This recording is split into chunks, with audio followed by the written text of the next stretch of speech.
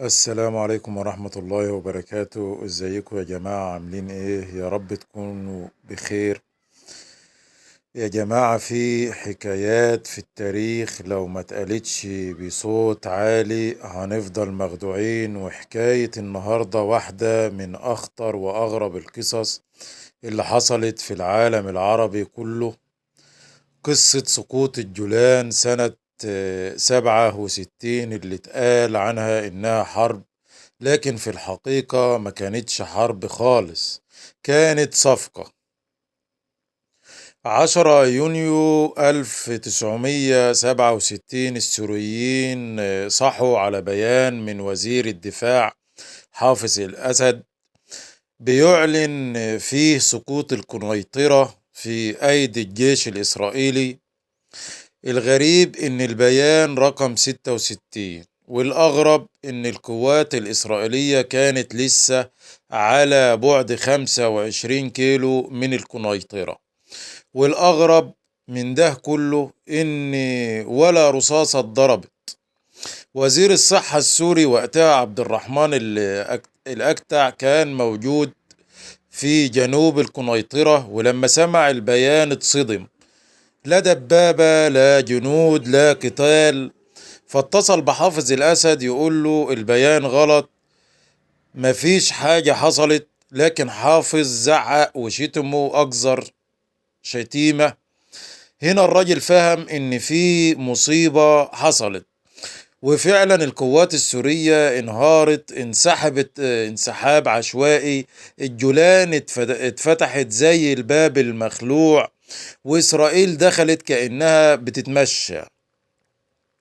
بعدها بسنتين، سنة 69، السادات زار سوريا مع وفد مصري ومعاه صاحبه محمود جامع.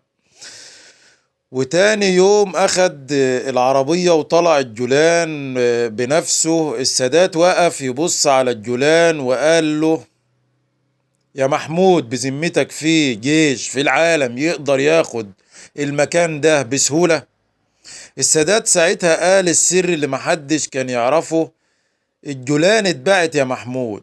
وقال ان حافظ الاسد واخد 100 مليون دولار. ورقم الشيك نفسه كان في خزنة الرئيس جمال عبد الناصر. وان رأفت الاسد هو اللي نسق الاتفاق مع الموساد الاسرائيلي، وحافظ هو اللي اصدر اوامر الانسحاب، وهو اللي اعلن سقوط القنيطرة قبل ما تسقط اصلا.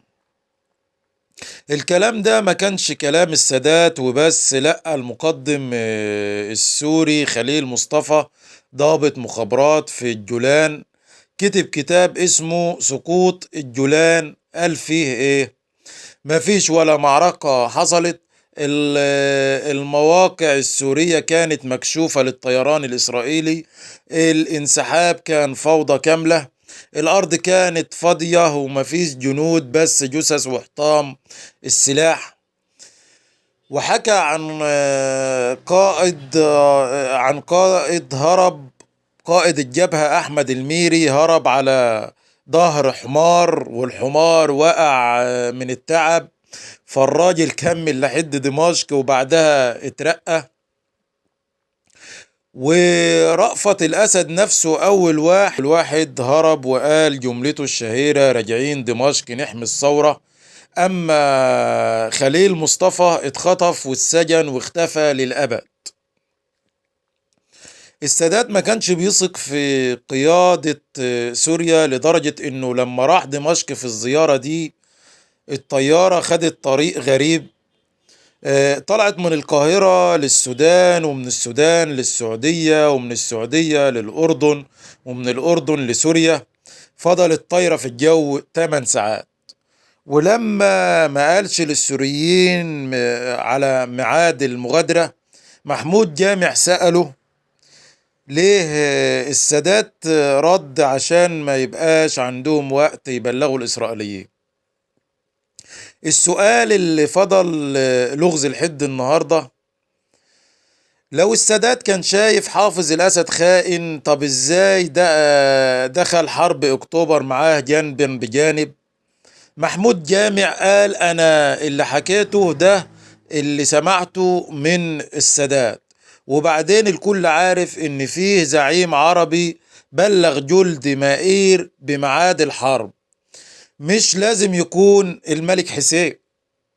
وفي النهاية التاريخ في بلدنا ساعات بيتكتب على مزاج الحاكم، الخاين بيتحول بطل، والبطل بيقولوا عليه خاين، لكن اللي بيبقى من الحقيقة هو الوعي والجيل اللي بيعرف يدور ويفهم، ومش بيمشي ورا الشعارات.